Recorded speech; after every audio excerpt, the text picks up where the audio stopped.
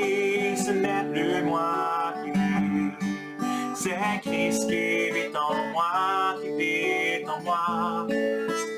Crucifié avec Christ, et si je vis, ce n'est plus moi qui vis. C'est Christ qui vit en moi. Maintenant ma vie est cachée en lui. Il m'a aimé, il s'est livré pour moi, livré pour moi. Mon seul espoir de la gloire, c'est Christ qui vit en moi. Crucifié avec Christ, si je vis, ce n'est plus moi qui vis.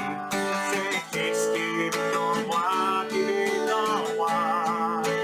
Crucifié avec Christ, si je vis, ce n'est plus moi qui vis. C'est Christ qui vit en moi. Maintenant ma vie est cachée en lui.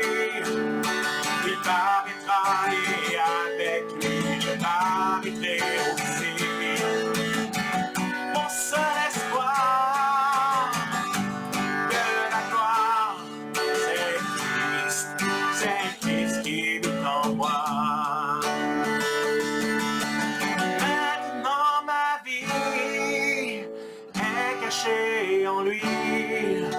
Il paraîtra et avec lui je paraîtrai aussi. Mon seul espoir de la gloire, c'est Christ qui vit en moi. Une dernière fois ensemble, crucifié avec Christ. Et si je vis, ce n'est plus moi qui vis. C'est Christ qui vit en moi. Crucifié avec Christ. Et si je vis, ce n'est plus moi qui vis. C'est Christ qui vit en moi. Amen.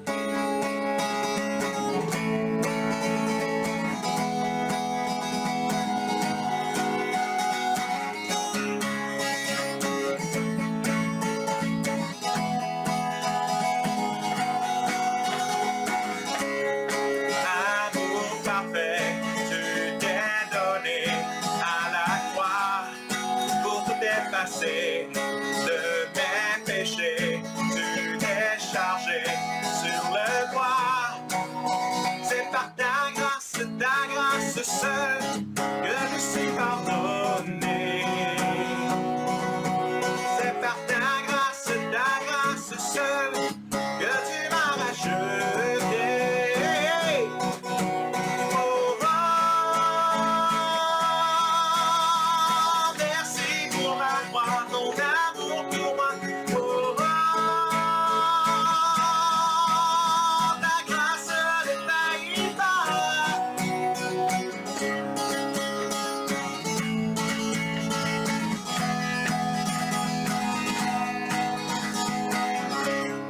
Rien ne pourrait me justifier, ton pardon était mérité. Tous mes efforts ne suffiraient qu'à me sauver. C'est par ta grâce seule que je suis pardonné. C'est par ta grâce seule que tu m'as racheté. Oh, oh, merci pour la croix, ton amour pour moi. Oh, oh, ta grâce ne faillit pas. Ta grâce justifie, ta grâce m'a franchi, ta grâce purifie, ta grâce m'offre la vie, ta grâce m'a sauvé, ta grâce a pardonné, ta grâce m'a comblé, ta grâce m'a libéré, ta grâce justifie, ta grâce m'a franchi, ta grâce purifie, ta grâce m'offre la vie, ta grâce m'a sauvé, ta grâce a m'a pardonné, ta grâce m'a comblé, ta grâce m'a découvert. Merci pour la croix, ton amour pour moi. Oh, ta grâce ne taille pas. C'est par ta grâce seule que je suis pardonné. C'est par ta grâce seule que tu m'as racheté. C'est par ta grâce seule que je suis pardonné. C'est par ta grâce seule que tu m'as racheté.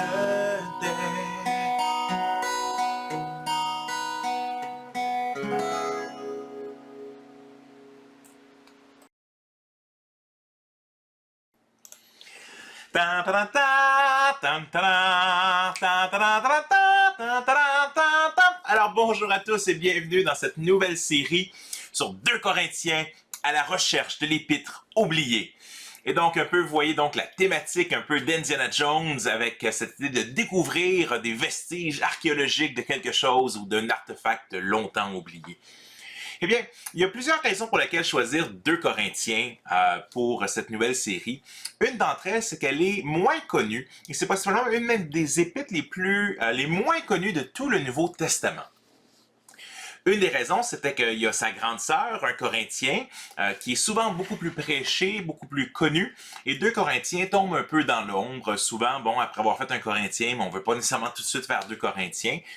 Mais aussi, elle est un petit peu plus difficile dans sa lecture. Plusieurs raisons. Un, on est dans un conflit interpersonnel entre Paul et les Corinthiens. Sa reconstruction, c'est-à-dire un peu la reconstruction historique autour de qu'est-ce qui se passe dans son contexte, et tout ça est un peu plus complexe aussi. Et il y a une possibilité que 2 Corinthiens, en fait, contiennent plus qu'une seule lettre de l'apôtre Paul. On va voir ça plus en détail un peu plus tard, mais il est possible qu'il y ait 2 lettres dans l'intérieur, peut-être même plus, mais 2 lettres de l'apôtre Paul qui auraient été mises ensemble, possiblement par Paul, comme ces épîtres souvent voyageaient ensemble.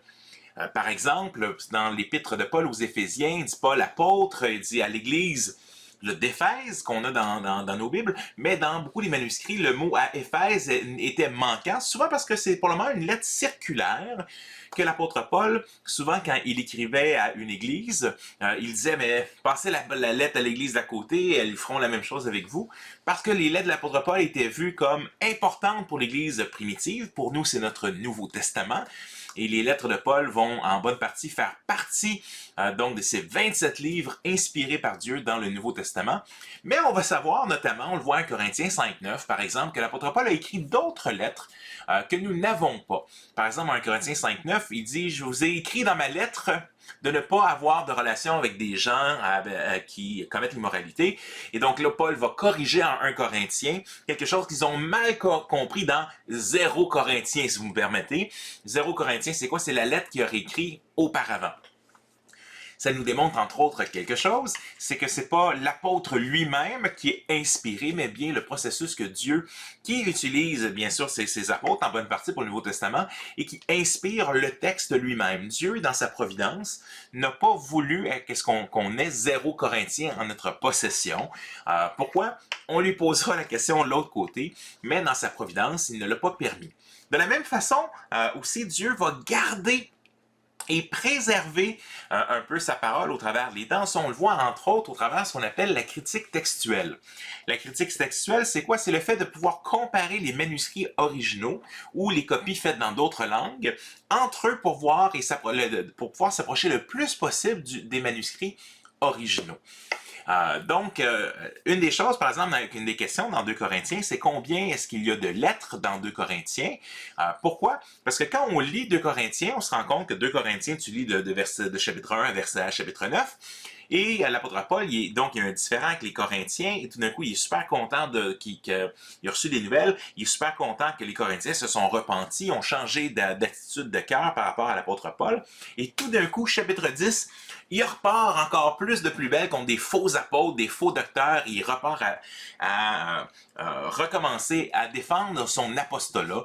Et donc, ça nous dit, soit il y a deux possibilités, là, peut-être primaires, c'est que, ou principal, c'est que l'apôtre Paul, pendant qu'il écrivait sa lettre, a reçu d'autres nouvelles, puis là, donc, le lendemain matin, il s'est levé, puis il a continué, il a changé complètement ce qu'elle est, donc le message, mais ce sera un peu étrange qu'il ait envoyé que ce soit une unité d'une seule lettre, parce qu'il n'aurait peut-être pas envoyé le début de la lettre qu'il avait composé. Si tu commences à écrire quelque chose, tu reçois une nouvelle, tu changes le ton, mais peut-être que ce que tu as écrit avant cadre plus du tout avec ce que tu étais en train de dire.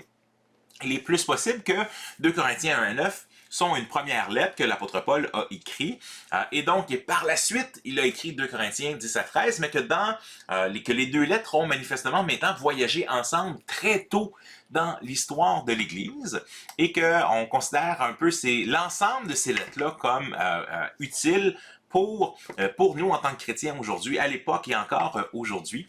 Et quand on regarde justement dans la critique textuelle, eh bien, nous n'avons pas aucun manuscrit qui n'a pas, par exemple, 2 Corinthiens 10-13. Ce que ça nous dit, c'est que dans les plus vieux manuscrits qu'on a, ça a toujours voyagé ensemble. Alors, dans tous les cas, ce n'est pas, pour nous en tant que chrétiens évangéliques qui croyons à l'inspiration du Nouveau Testament, que Dieu a choisi que nous aurions ce texte-là ensemble, eh bien, ça ne change pas grand-chose dans ce sens où, que ce soit une ou deux lettres, que ce soit une compilation de deux lettres ou que ce soit une seule lettre, on va quand même interpréter dans son contexte en essayant de faire dire ce que le texte dit. Et par contre, ce que ça change, c'est que ça, on reconstruit le fait. S'il y a vraiment comme deux lettres qui sont envoyées, mais on comprend mieux la situation historique et qu'est-ce que l'apôtre Paul veut réellement dire dans ça. Et c'est pour ça que c'est important de tenter d'aller chercher, de reconstruire qu'est-ce qu'il dit ou dans le contexte de l'épître. Une des choses, quand on essaie d'interpréter une épître, que ce soit 2 Corinthiens, que ce soit une autre épître, c'est un peu comme si on se rappelle quand on avait les vieux téléphones pris dans le mur, là, puis que quelqu'un chez nous parlait, et là on essaie de deviner à qui maman parle, à qui est-ce que maman parle, de quoi il parle, de quel sujet, et donc, pourquoi? Parce qu'on entend seulement un côté de la conversation. Eh bien, de la même manière, les épîtres sont un côté de la conversation. Par exemple, dans un Corinthien, Paul va dire à quelques reprises, venons-en aux questions que vous m'avez posées. Mais on n'est pas entièrement sûr de la question qu'ils ont posée, mais on a la réponse de l'apôtre Paul. Et à cause de la réponse de l'apôtre Paul, on peut deviner la question à partir des indices qu'on peut glaner dans le texte. Donc, c'est quoi les questions que les Corinthiens ont posées? Donc, aller à la recherche d'une épître, c'est de reconstruire et de chercher des indices ici et là pour pouvoir reconstruire un peu ce contexte-là. Une des choses qui va être importante avec 2 Corinthiens, c'est de comprendre aussi le contexte historique, mais aussi le contexte donc, de la ville elle-même et de qui est dans la ville. Parce que parfois, ça peut changer la dynamique. Par exemple, il y avait dans dans l'ancienne ville de Corinthe, le temple de la déesse Artémis. Oui, le temple de la déesse Aphrodite, pardon. C'est pour ça que j'avais un brain fart. Donc, Aphrodite. Et il y avait donc des groupes de prostituées sacrées qui étaient reconnus. Donc les gens avaient des relations avec les prostituées sacrées afin de rentrer en connexion avec le divin. Et quand l'apôtre Paul adresse une des questions, par exemple sur le voile dans l'Église, c'est pas une préoccupation qui est très présente pour nous au 21e siècle, mais un des arguments pour lesquels souvent on met complètement la question du voile de côté, c'est qu'on fait un lien avec les prostituées sacrées et que Paul serait en train de dire, grosso modo, quand tu viens à l'église, ne t'habille pas comme une prostituée sacrée, c'est quand même un bon encouragement. Sauf que la question est que du temps de l'apôtre Paul, il est bien possible qu'il n'y avait pas ces groupes de prostituées sacrées parce que ça date d'une période à Corinthe qui prédate la destruction de Corinthe qui va avoir lieu à peu près 200 ans avant que l'apôtre Paul soit même là. Donc, la reconstruction historique, parfois, va influencer comment on interprète le texte par rapport à qui il parle, dans quel contexte ça s'est produit, qu'est-ce qui existe dans l'environnement de cette situation historique. Avant de se lancer donc un peu à examiner Corinthe, examiner le contexte. Pourquoi est-ce que c'est important 2 Corinthiens? Bon, on l'a choisi, parce que c'est une épître qui est un peu moins connue, et on reconnaît que dans le contexte de Zoom, des fois, et de la pandémie et tout ça, des fois, on a une fatigue de Zoom, encore aller en Zoom, mais pourquoi ne pas avoir du nouveau matériel, c'est-à-dire du matériel qu'on n'a pas souvent la chance de traiter. À ma connaissance, en jasant avec d'autres amis pasteurs, personne n'a prêché sur 2 Corinthiens, même des fois dans son ministère. On a des fois prêché un message ici et là, mais jamais de passer au travers. Donc, c'est une occasion pour du nouveau matériel. Alors, on espère que ça va vous faire aimer encore plus la parole de Dieu. On vous encourage à lire 2 Corinthiens aussi au travers les prochaines semaines pour justement pouvoir voir qu'est-ce que le Seigneur a à nous dire au travers de cette épître. C'est une épître qui traite plein de sujets différents, dont le chrétien et ses conflits, le chrétien et les conflits d'Église. Donc, c'est une question malheureusement au travers de l'histoire de l'Église qui est très présente, ces conflits d'Église. On n'espère jamais être dans un conflit d'Église et pourtant, on se trouve dans des conflits d'Église. Donc, mais si l'apôtre Paul lui-même a été pris dans un contexte où il a vécu de nombreuses divisions, eh bien, ça nous dit malheureusement que dans le contexte de la vie chrétienne, comme on dit en anglais, it's par for the course. Quand une expression de golf, dont on dit bonjour Guillaume, donc une expression qui nous dit en hollandais, c'est le nombre de coups que tu devrais faire dans ce trou-là. Mais ce que ça veut dire dans la vie chrétienne, c'est que la division, malheureusement, fait partie des combats et des douleurs qui font partie de la vie chrétienne aussi, malheureusement, de ce côté-ci de l'éternité. Alors, l'Épître nous donne comment gérer ces conflits-là, un peu au travers de ce que l'apôtre Paul va démontrer, comment interagir aussi avec l'autorité, parce qu'ils vont challenger l'autorité de l'apôtre Paul. Et donc, qu'est-ce qu'on fait? Nous, les Québécois et l'autorité, on est d'accord avec l'autorité tant aussi longtemps que l'autorité fait exactement ce que nous, on ferait. On le voit avec la pandémie, là, notamment, ou avec notre boss, ou avec les autorités dans l'église locale, ou tout ça. Donc, on va examiner ces questions-là, parce que l'apôtre Paul va parler de ces questions-là. Il va parler des questions de charité, donc c'est une des épîtres de collecte, où il y a une grande famine à Jérusalem, et Paul est en train de passer de ville en ville pour collecter des montants, pour aider à soulager les chrétiens qui n'ont pas à manger à Jérusalem. Il va aussi nous parler de c'est quoi vivre ici-bas et versus le ciel, donc l'apôtre Paul va raconter une vision qu'il a eue, où il a été emporté au ciel, donc la tension entre nous sommes des vases d'argile ici-bas et maintenant nous avons une habitation éternelle vers laquelle nous allons. La question de la souffrance aussi, l'apôtre Paul va parler de la souffrance dans son ministère. Et qu'est-ce qui arrive quand nous aussi on souffre pour Jésus? Et en quoi est-ce que l'apôtre Paul est un modèle pour nous dans ça? Donc, une série de sujets, je pense, qui vont être super intéressants. On va voir la question de la discipline d'Église aussi, où l'apôtre Paul semble revenir sur un cas qu'on voit à un Corinthien, où Paul avait été scandalisé par le fait qu'il y avait une situation où les Corinthiens, ou les leaders de Corinthe n'agissaient pas, où un homme couchait avec sa belle-mère, et donc il ne semblait pas avoir de problème avec ça. Et donc, la mise sous discipline, c'est que parfois, quand quelqu'un marche loin du Seigneur, ou marche volontairement et sciemment, persiste et signe dans un péché particulier, eh bien, l'Église est appelée auprès de ce frère-là, puis à faire ce qu'on appelle la discipline ecclésiastique ou la discipline de l'Église. On verra tout ça un peu plus là quand on va arriver à ce passage-là. Pour l'instant, tournons-nous à la ville de Corinthe. Et en fait, ce qui peut surprendre peut-être plusieurs, c'est que la ville de Corinthe, sous une forme, existe encore aujourd'hui. C'est-à-dire, on aurait pu penser que cette ville-là n'existe plus, mais elle existe. Et ici, ce que nous voyons, c'est en fait une ville, la nouvelle ville de Corinthe aujourd'hui. Quand on parle de Nouvelle-Corinthe, entre autres, on pourrait parler de 2 Nouvelles-Corinthe, mais la ville de Nouvelle-Corinthe, comme on la connaissait, a été détruite en 1858 par un tremblement de terre majeur.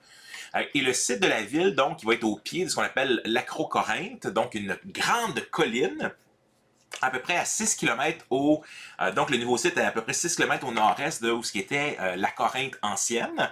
Et donc, en 1858, Nouvelle-Corinthe va complètement être détruite et va maintenant déménager à peu près 6 km pour faire cette nouvelle ville que nous connaissons aujourd'hui. Donc, quand on parle de l'ancienne Corinthe, on a ici là, quelques ruines de la ville. On verra quelques images là, différentes sur l'ancienne Corinthe. Mais l'ancienne ville de Corinthe se situe sur ce qu'on appelle l'isthme qui relie le Péloponnèse et le continent grec. J'ai dû chercher c'est quoi un isthme. Je me suis dit, c'est quoi un isthme? C'est un mot puis en cherchant l'isthme, il y a une définition qui vient, mais c'est ça la définition du mot. Un isthme, c'est une bande de terre resserrée entre 2 mers ou 2 golfes et réunissant 2 terres. Essentiellement, un isthme, c'est un problème. Pourquoi? Parce que tu as des bateaux qui essaient de passer, puis tu as un gros bout de terre, puis tu peux pas passer de l'autre côté. Et donc, ça forme donc une section de terre là, qui est sous le bout de la mer. Donc, il y a beaucoup de bateaux qui vont passer. Mais une des difficultés qu'il va y avoir avec l'ancienne Corinthe, c'est que la mer va être terriblement dangereuse pour faire le tour complètement. Et ça va même arriver au point que les marchands de bateaux vont débarquer leur cargaison d'un bord, vont la faire aller à pied, donc de l'autre côté, pour que le bateau après ça puisse aller rechercher et recharger sa cargaison. Ou même des fois quand le bateau était assez petit, on mettait le bateau à terre, et là on le faisait qu'on le transportait pour pouvoir apporter le bateau de l'autre côté pour éviter la destruction dans des tempêtes ou des choses comme ça. Vous pouvez comprendre que s'il faut décharger, se ramener sur la terre et recharger, c'était très dispendieux de faire quelque chose comme ça. Et donc, on va penser à faire ce qu'on appelle, grosso modo, un canal. On a plusieurs canal de Suez, donc plusieurs canaux dans le coin. Et un canal, c'est essentiellement, on va faire un trou puis on va passer au travers. On va faire un troisième lien, ou dans ce cas-ci, un premier lien pour faire passer les bateaux. Mais on va penser à cette idée. C'est pas mauvais, là. L'idée, si on creusait un trou, on y a pensé en 586 avant Jésus-Christ. Donc, 586 avant Jésus-Christ, c'est à peu près là, un 600 ans avant le temps de l'apôtre Paul. Et par contre, on va attendre jusqu'en 67 après Jésus-Christ pour commencer les travaux. Donc, c'est plus de 600 ans pour commencer les travaux. On pourrait dire que le canal de Corinthe, c'est l'autoroute 30 des temps anciens. C'était promis depuis longtemps par des gouvernements. Et chaque gouvernement envoie la balle au prochain. Mais Néron débute le travail sur la canalisation. Et là, on comprend qu'à l'époque, la dynamite, puis tout ça, faire sauter une montagne, c'est pas vraiment dans l'équation. Donc, ça se fait probablement manuellement, beaucoup plus difficilement. Et donc, Néron va commencer en 67, mais quand il va mourir, le prochain gouvernement va décider que c'est pas une option, qu'il veut continuer. Il va falloir attendre, imaginez-vous, en 1887. Donc, on en a parlé depuis 586 avant Jésus-Christ. On a commencé les travaux en 67 après Jésus-Christ. Et on les a interrompus, puis on va les recommencer. Donc, en 1887, ils vont être terminés en 1893. Mais on comprend qu'en 1887, on a de la poudre à canon, on a de la dynamite. On le voit dans Retour vers le futur 3. Et donc, ça va créer essentiellement ce canal qui n'est pas immensément large, comme on peut voir, et qui permet aux bateaux de passer, de ne pas contourner toute la péninsule. Donc, ici, on a une image de l'ancienne Corinthe, donc il ne reste plus grand-chose aujourd'hui. On voit ici le temple d'Apollon. C'était une ville qui avait plusieurs divinités, dont Aphrodite, comme on le voyait. C'était en bas, l'ancienne ville de Corinthe était en bas de la colline qu'on appelle l'Acrocorinthe, qu'on voit ici, qui est essentiellement une fortification pour protéger donc la ville. C'est une fortification qui a été maintenue dans les périodes byzantines, françaises, turques et les périodes vénitiennes. C'est un mur qui est à peu près de 2 km de long et essentiellement la colline a à peu près 575 mètres de haut. Donc, c'est vraiment imposant, c'est important, et la ville était donc en bas de la colline. Donc, l'ancienne Corinthe était reconnue non seulement pour son importance commerciale, donc étant une ville portuaire où passait beaucoup et connectait donc des parties importantes là, de la région, mais aussi pour un genre de jeu olympique qui était appelé les Jeux isthmiens. Donc de l'isthme, donc les Jeux isthmiens qui étaient un genre de jeu olympique là, régional. Aussi, donc, comme je disais, il y avait un peu plus tôt le temple d'Aphrodite qui était important avec ses nombreuses prostituées sacrées à l'époque. Mais en 146 avant Jésus-Christ, la ville va être saccagée par les Romains. Lucius Mummius, donc je ne sais pas si c'était un cousin de Caius Optus, mais Lucius Mummius fait raser la ville complètement. Et beaucoup des trésors vont être envoyés soit à Rome ou vont être tout simplement détruits. Les habitants de la ville vont soit être tués ou soit envoyés en esclavage. La ville va être inhabitée pendant 100 ans, jusqu'au moment où elle a été reconstruite par nul autre que Jules César. D'ailleurs, un auteur va mentionner en 174 après Jésus-Christ, à peu près 200, un peu plus de 200 ans plus tard, mentionne que la ville n'est plus habitée par aucun des anciens Corinthiens, mais par des colons envoyés par des Romains. Essentiellement, plusieurs pensent que c'est des Italiens qui ont été envoyés là, en masse par les Romains pour populer la Nouvelle-Corinthe. La ville, au temps de Paul, donc, ne doit pas être pensée comme une cité grecque, mais doit être pensée comme une ville cosmopolitaine. Pourquoi? Parce que comme c'était une place d'opportunité, eh bien, on peut imaginer que des colons de partout sont venus pour habiter à Corinthe pour profiter de cette expansion, de cette terre où coule le lait et le miel, donc de pouvoir aller et rebâtir Let's make Corinth great again. Donc, dans ce sens, on sait aussi qu'il y avait du temps de Paul une communauté juive, donc ce qu'on appelle les Juifs de la diaspora, c'est des Juifs qui vont parler le grec souvent et qui sont un peu partout au travers le monde connu à l'époque. Et on sait ça notamment parce que le livre des Actes nous en parle, mais on sait aussi parce qu'on a découvert donc une inscription synagogue des Hébreux, donc dans les fouilles archéologiques. La ville va donc devenir un lieu d'adoration de plein de dieux gréco-romains, dont un retour d'Aphrodite aussi. Mais donc l'anachronisme qui datait de avant 146, avant la destruction avec toutes ces prostituées sacrées, n'est peut-être pas à ce point-là avec l'apôtre Paul quand Paul va être dans la ville avec la nouvelle composition qui est cette nouvelle Corinthe. Donc, Nouvelle-Corinthe était la capitale de ce qu'on appelle l'Achaïe, qui est la région essentiellement où se trouve Corinthe. Ils vont d'ailleurs récupérer les jeux ismiens après que Jules César va reconstruire la ville, donc les jeux vont revenir. Alors, 2 Corinthiens, c'est donc de reconstruire, d'aller à la recherche. Donc, de la même façon que la ville de Corinthe a été détruite, qu'on essaie de fouiller dans des fouilles, Corinthe et l'interprétation d'une épître, c'est un peu la même chose. Par exemple, il y a quelques questions que nous avons à nous poser. On vient de se poser la question sur les habitants, sur la ville elle-même. Qui sont les habitants de la ville? Est-ce que c'est une ville grecque? Donc, ici, on répond que c'est une ville cosmopolitaine où il y a aussi des Juifs, aussi des Grecs, aussi possiblement des Italiens, des gens de d'autres nationalités. Donc, une ville cosmopolite avec plusieurs divinités de dieux différents. Quand la question de la chronologie va être importante aussi, quand Paul a-t-il écrit la lettre et que savons-nous sur son contexte? C'est pas la relation que Paul a avec les Corinthiens, particulièrement parce qu'il va parler d'un sujet personnel. Et là, on va voir qu'il parle d'une crise personnelle. Dans les questions que nous allons avoir à nous poser, est-ce qu'il y a une ou plusieurs lettres à l'intérieur de 2 Corinthiens? J'ai déjà un peu parlé de ça dans notre introduction. Et on va se rendre compte que c'est une des situations les plus personnelles de l'apôtre Paul. Paul va s'être fait mettre à la porte une des fois, lors d'une de ses visites, dire « Bye bye, on veut pas te voir ». Et donc, on peut s'imaginer que ça a créé beaucoup de frustration et de détresse et de peine de la part de l'apôtre Paul. Alors, ça vaut la peine de remettre 2 Corinthiens dans son contexte de la correspondance de Paul avec Corinthe dans global. Et pour ça, je pense que ça vaut la peine de regarder un peu l'implantation de l'Église en Acte 18.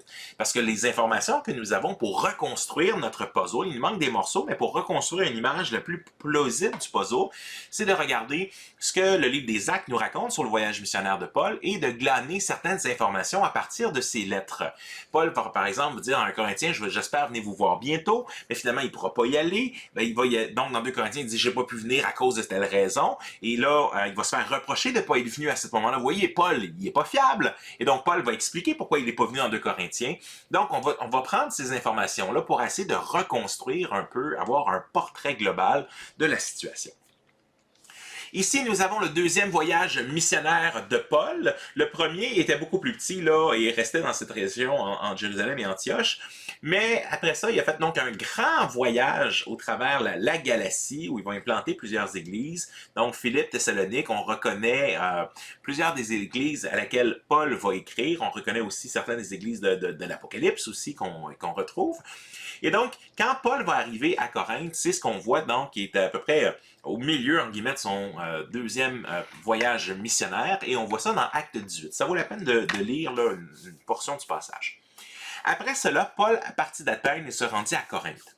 Il y trouva un juif du nom d'Aquila, originaire du Pont, qui venait d'arriver d'Italie avec sa femme Priscille parce que Claude avait ordonné à tous les juifs de quitter Rome. Donc ici, vous connaissez peut-être sous un autre nom, Prisca et Aquila, donc peut-être dans d'autres versions, qui sont des juifs qui partent de Rome. Claude avait envoyé, donc un empereur avait mis dehors tous les juifs. Et donc, pourquoi il va y avoir beaucoup d'autres juifs qui vont se retrouver dans plein d'autres villes dans le monde ancien. Donc, il se lia d'amitié avec eux parce qu'ils avaient le même métier. Il resta chez eux, ils travaillèrent ensemble, ils étaient fabricants de tentes. Et chaque sabbat, c'est le modus operandi de Paul, Paul discourait dans la synagogue et persuadait des Juifs et des Grecs. Il n'est pas clair ici si les Juifs et les Grecs sont des Hébraïques et des Juifs hellénistes, c'est-à-dire des Juifs qui parlent le grec, ou s'il y a des païens qui s'intéressent au judaïsme et qui se trouvent dans la synagogue. Donc, chaque sabbat, Paul discourait dans la synagogue et persuadait des Juifs et des Grecs. Quand Silas et Timothée arrivèrent de la Macédoine, donc les collaborateurs de Paul, qui reviennent essentiellement, pressés par l'Esprit, ils attestaient aux Juifs que Jésus est le Messie. Chose intéressante, Paul, quand il va dire « j'essaie d'intercepter Tite à tel moment de mon ministère », mais quand tu t'essaies de te trouver dans une grande ville, où un descend d'une ville, toi tu montes vers l'autre, tu n'es pas sûr de te trouver facilement, la synagogue était possiblement un lieu de rencontre aussi. Donc, l'apôtre Paul parle et présente que Jésus est le Messie juif, mais les Juifs ne sont pas tous réceptifs. Comme ils s'opposaient à lui et l'insultaient, Paul secoua ses vêtements et leur dit « Que votre sang retombe sur votre tête, j'en suis pur. Dès maintenant, j'irai vers les non-juifs. » Et donc, il sortit de là et se rendit chez un dénommé Titius Justus, un homme qui craignait Dieu et dont la maison était contiguë à la synagogue. Un peu comme Corneille, un craignant Dieu, donc c'est des païens qui s'intéressent à la foi juive, et dans ce cas-ci aussi au Messie. Et donc, il va s'installer chez lui, et ça se trouve que c'est le voisin de la synagogue. Fait que Paul n'a pas été très très loin. Et ce qui a amené avec le temps, c'est que Crispus, qui était le chef de la synagogue, donc à Corinthe, va croire au Seigneur, ainsi que toute sa famille. Et beaucoup de Corinthiens écoutèrent Paul et ils crurent aussi et furent baptisés. Mais c'est pas tout le monde qui va être content aussi avec cette situation. Un peu plus tard, donc, on voit le Seigneur dit à Paul dans une vision pendant la nuit, « N'aie pas peur, mais parle et ne te tais pas, car je suis avec toi. Personne ne s'attaquera à toi pour te faire du mal. En effet, j'ai un peuple nombreux dans cette ville. » Il s'établit là 1 an et 6 mois, enseignant la parole de Dieu parmi les Corinthiens. Donc, Paul va dire, toute cette opposition que tu as, n'aie pas peur, je suis avec toi. Parle, j'ai un peuple nombreux dans cette ville. D'ailleurs, c'est une des choses qui est intéressante, c'est que pourquoi est-ce qu'on prêche l'Évangile avec assurance? C'est que Dieu a un peuple nombreux dans les villes. Dieu, il y a des gens qui vont répondre à l'Évangile. C'est pour ça que nous pouvons, des fois on a peur de partager l'Évangile parce qu'on dit, mais là, ils vont dire non, mais Dieu nous dit, mais il y en a qui vont dire oui. Et c'est pour ceux-là qu'on prêche l'Évangile. Donc, Paul va implanter l'Église de Corinthe. Il va y être pendant 1 an et demi, essentiellement. Et après, les Juifs vont l'amener devant Gallio, qui est le proconsul, qui vont essayer de le faire jeter dehors. Gallio va pas vouloir se mêler de ces affaires-là. Parce qu'il dit, ça, c'est des chicanes de Juifs, ça m'intéresse pas. Et essentiellement, Paul va rester encore un bout de temps. On ne sait pas si l'1 an et demi est en plus du temps qui est resté après que les Juifs ont essayé de le faire mettre dehors. Mais quand même. Alors, l'apôtre Paul va continuer par la suite son 2e voyage missionnaire, mais ça nous dit que Paul, c'est une des places qui a passé le plus de temps. C'est une des églises dans lesquelles il va être le plus longtemps dans son voyage missionnaire. On sait dans d'autres contextes que donc Paul a écrit une première lettre aux Corinthiens qui répond il y a des gens de Corinthe qui étaient venus voir l'apôtre Paul pour lui dire il y a des problèmes dans l'Église, il y a des factions, il y en a qui disent moi je suis de Paul, moi je suis d'Apollos, moi je suis de Pierre. Donc les Corinthiens étaient déjà impressionnés avec le leadership et avec le charisme de certains leaders. Il y avait déjà des factions qui se faisaient. Mais aussi, les Corinthiens avaient envoyé une lettre à l'apôtre Paul qui posait certaines questions. On n'a pas exactement les questions verbatimes, mais les réponses de l'apôtre Paul et certaines remarques de Paul nous donnent une idée des questions. Paul va répondre à la question, notamment, il va parler de la discipline, mais il va parler du mariage et du célibat. Est-ce qu'on devrait tous rester célibataires? Est-ce qu'on peut manger des viandes sacrifiées aux idoles? Paul semble se faire accuser de profiter des Corinthiens. Voyons donc, il est après l'argent. Un des signes, c'est qu'il est après l'argent.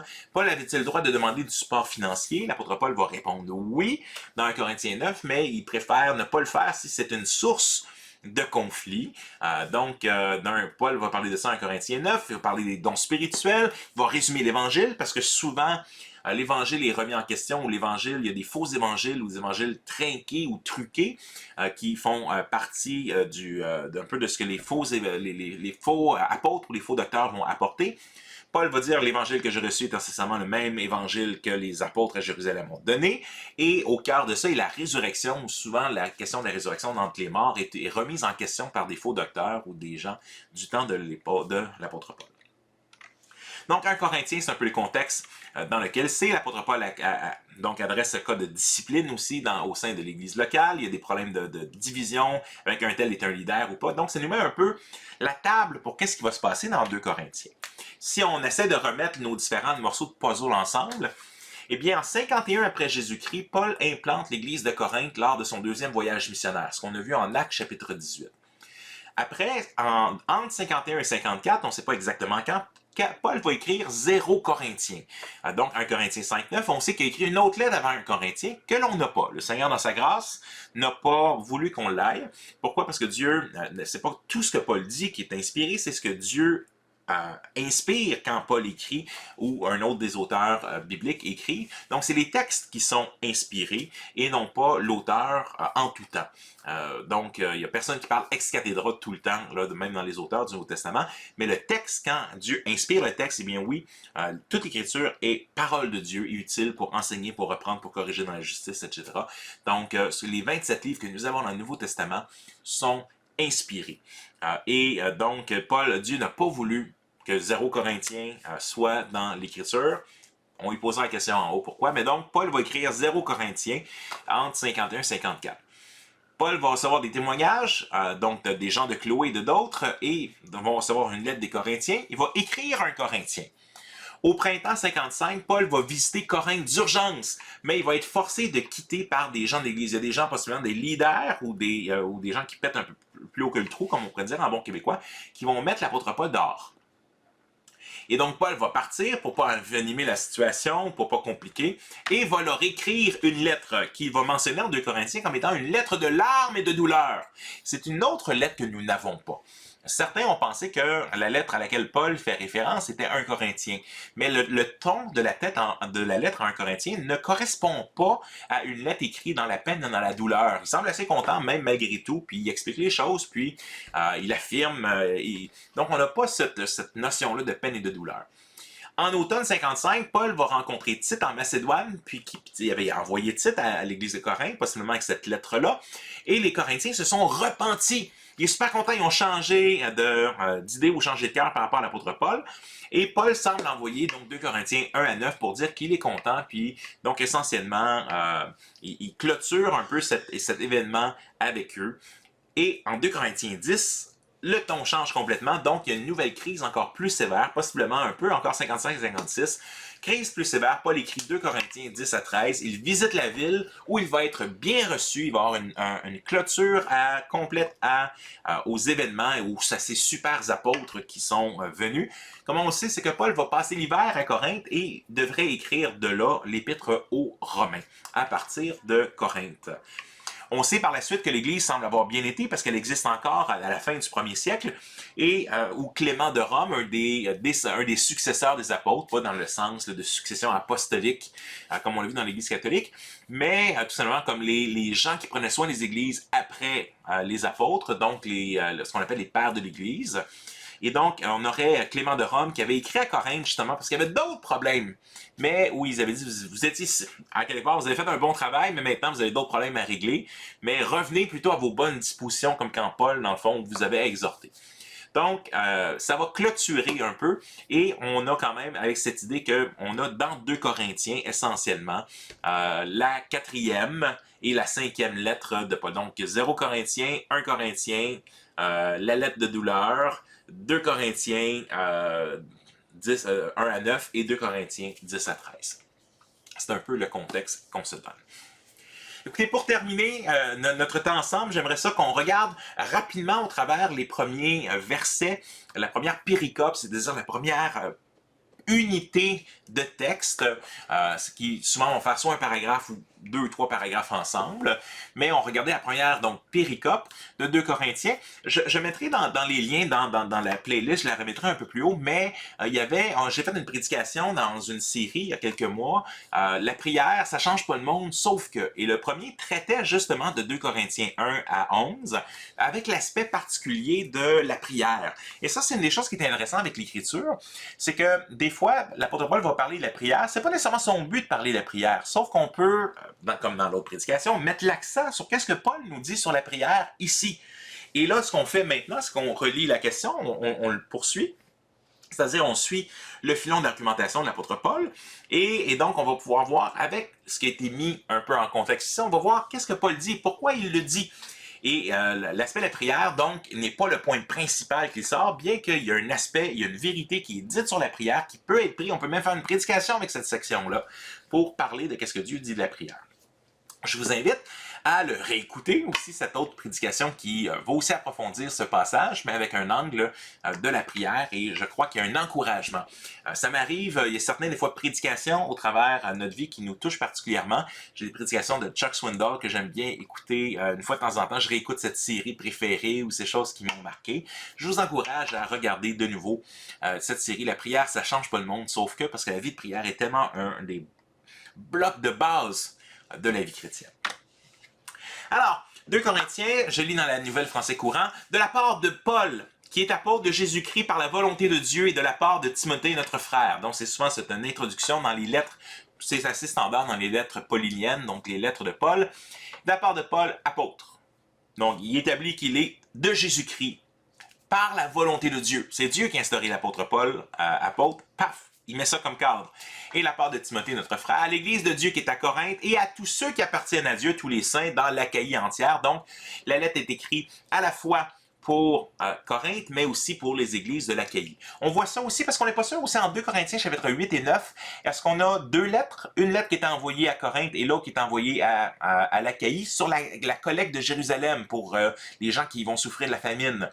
Et donc, mais dans la 2 Corinthiens, dans son unité, on retrouve donc les 2 lettres. Donc, il n'y a pas, je ne me rappelle pas si je l'ai mentionné plus tôt parce que c'est un peu cocasse, mais c'est la deuxième fois que je fais cette prédication là aujourd'hui. La première fois, il y a eu un bug informatique, j'ai tout perdu. Un peu comme Jérémie va écrire une bonne partie du livre de Jérémie, et donc il y a un méchant qui va, je pense un méchant roi qui va le mettre au feu, et donc Jérémie va recommencer à écrire son livre de Jérémie. Mais c'est la deuxième fois que je fais la prédication aujourd'hui. Mais ce qui est intéressant, et là je suis en train de perdre... Oui, là, j'ai dit ça, puis finalement, là, j'ai perdu qu'est-ce que j'étais en train de dire. Ah oui, c'est ça. Donc, quand on a, avec 2 Corinthiens 8, 2 Corinthiens 9, pardon, est-ce qu'on semble avoir 2 lettres qui parlent toutes les deux, parce que Paul reprend le même sujet 2 fois. Et sur la collecte de Jérusalem, mais une est adressée à Corinthe, l'autre est adressée à l'Achaïe. Mais quand on fait la critique textuelle, puis on regarde les manuscrits que l'on a, on n'a aucun texte ou aucune version de 2 Corinthiens qui n'a pas, par exemple, 2 Corinthiens 10 à 13 ou qui n'a pas 8 et 9 dans la même unité. Ce que ça nous dit, c'est que possiblement l'apôtre Paul lui-même, des fois on pense que les lettres de la collecte voyageaient ensemble, et assez tôt dans l'histoire de l'Église, tu avais par exemple Galates, Corinthiens, donc je pense que c'est Philippiens qui en parle aussi. Donc, ils voyageaient ensemble, justement. Paul, donc, déjà dans le Nouveau Testament, c'est pas des écrits qui sont juste ponctuels, c'est des écrits qui vont voyager d'une église à l'autre. Et la critique textuelle nous permet, en examinant les manuscrits, de valider ça. Et donc, dans ce cas-ci, 2 Corinthiens voyage quand même assez tôt comme une unité complète. On n'a pas aucune évidence que la lettre soit séparée à un moment même dans l'histoire.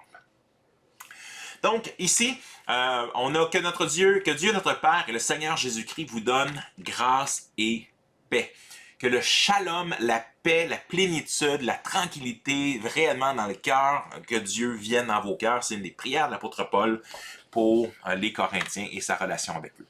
Bénissons Dieu, le Père, notre Seigneur Jésus-Christ, le Père riche en bonté, le Dieu qui accorde les réconforts en toute occasion et nous console dans toutes nos détresses, afin que nous puissions réconforter ceux qui passent par toutes sortes de détresses en leur apportant la consolation que nous avons nous-mêmes reçue de lui.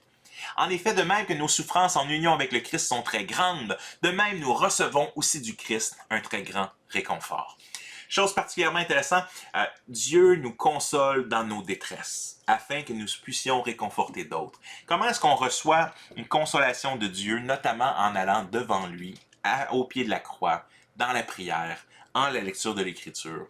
On pense parfois que c'est simple. On se dit, ah, mais tu sais, lire sa Bible, prier, là, c'est simpliste cette affaire-là. C'est pas simpliste, c'est pas simple, c'est simple. Pourquoi? Parce que c'est justement là qu'on a besoin de recevoir la consolation de Dieu. C'est là qu'on a besoin de recevoir le réconfort de Dieu. Si on ne fait pas ça, ben, si tu ne mets pas du gaz dans ta tank, mais ça va être vide, tu ne peux pas en donner à d'autres qui sont dans le besoin non plus.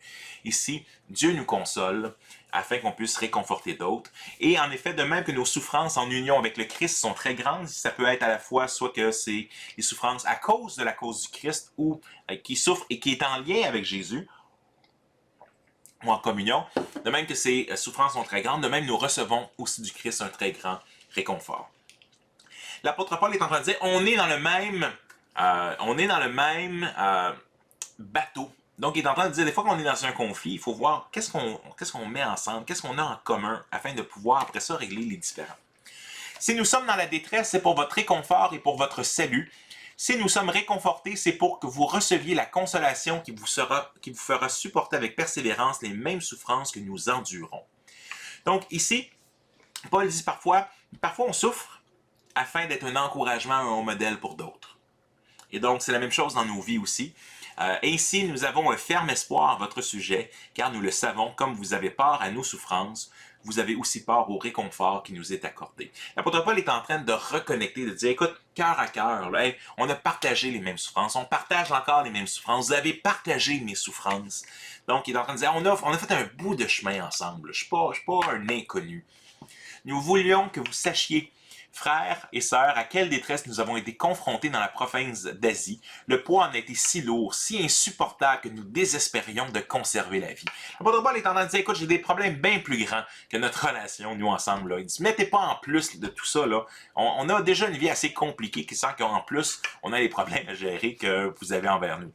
Nous avions l'impression que la peine de mort avait été décidée contre nous, cependant il en fut ainsi pour que nous apprenions à ne pas placer notre confiance en nous-mêmes, mais en Dieu qui ressuscite les morts.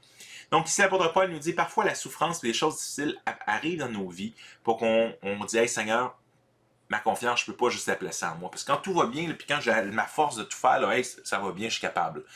Mais ici, non, ces choses arrivent afin qu'on apprenne à mettre notre confiance en Dieu.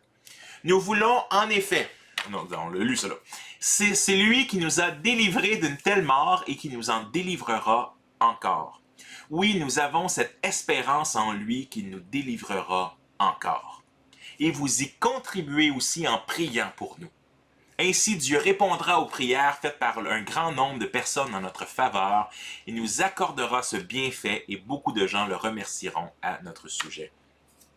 Ce qui est intéressant, c'est qu'un, il y a une espérance que Dieu va le sauver encore, mais deux, vous y contribuez en priant pour nous. Et là, je vous renvoie à la prédication qu'on a faite sur la prière.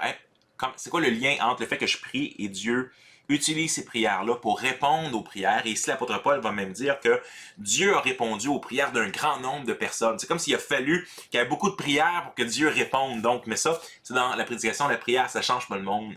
Sauf que. Mais ce qui est intéressant ici de dire, c'est que l'apôtre Paul fait un lien, dit hey, vous priez quand même pour nous, vous nous avez à cœur, on a souffert ensemble, Dieu a répondu à vos prières pour nous sauver. Ainsi, la grâce obtenue pour nous par beaucoup de personnes sera pour beaucoup une occasion de remercier Dieu à notre sujet.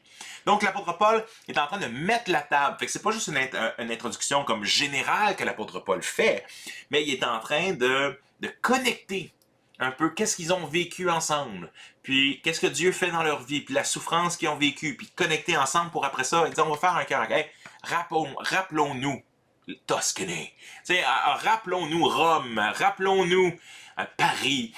Donc, à quelque part, on se rappelle les sentiments où est-ce qu'on a vécu, afin après ça que l'apôtre Paul va adresser la situation difficile qu'ils ont. Alors, écoutez, j'espère que ça a mis la table pour la suite des choses. Stéphane, la semaine prochaine, va continuer avec ce début de l'épître. donc où l'apôtre Paul va adresser les reproches que les Corinthiens vont faire à Paul, ou que les gens, du moins, les leaders méchants, en guillemets, ou les gens qui veulent du mal vont faire. Et donc, je vous encourage à lire 2 Corinthiens cette semaine et au travers les prochaines semaines afin de pouvoir approfondir, comme les gens de Bérée, donc avant qu'ils arrivent à Athènes et à Corinthe, donc il y avait vu les chrétiens de Bérée qui vérifiaient dans les Écritures à chaque jour si ce que Paul enseignait à propos de Jésus, c'était vraiment ce qui était révélé dans l'Ancien Testament. Mais de la même manière, je vous encourage à lire l'Écriture afin de pouvoir enrichir, aller approfondir qu'est-ce qu'on voit ensemble cette semaine dans les semaines prochaines. Que le Seigneur vous garde, mes amis.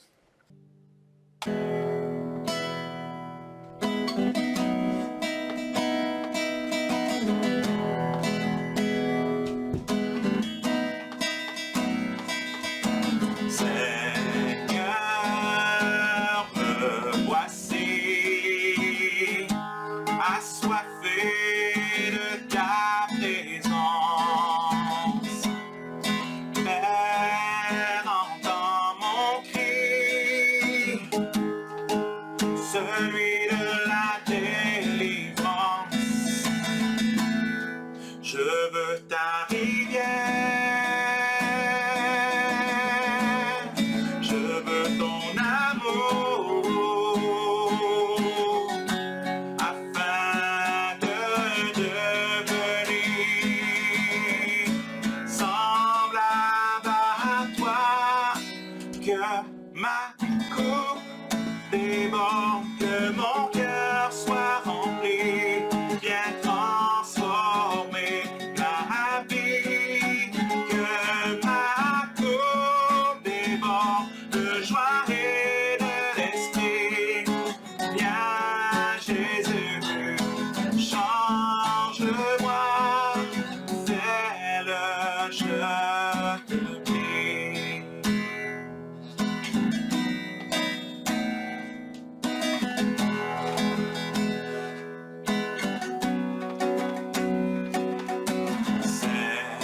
Seigneur, me voici, assoiffé de ta présence. Père, entends mon cri, celui de la délivrance.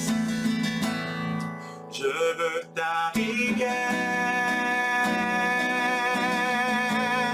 je veux ton amour, afin de devenir semblable à toi, que ma coupe déborde, que mon cœur soit rempli, bien transformé ma vie, que ma coupe déborde de joie et de l'esprit. Viens Jésus, change-moi, fais-le, je te prie. Que ma coupe déborde, que mon cœur soit rempli, bien transformé ma vie, que ma coupe déborde de joie et de l'esprit. Viens Jésus, change-moi, fais-le, je te prie. Oh bien Jésus, viens Jésus, change-moi, fais-le, je te prie. Oh bien Jésus, viens Jésus, change-moi.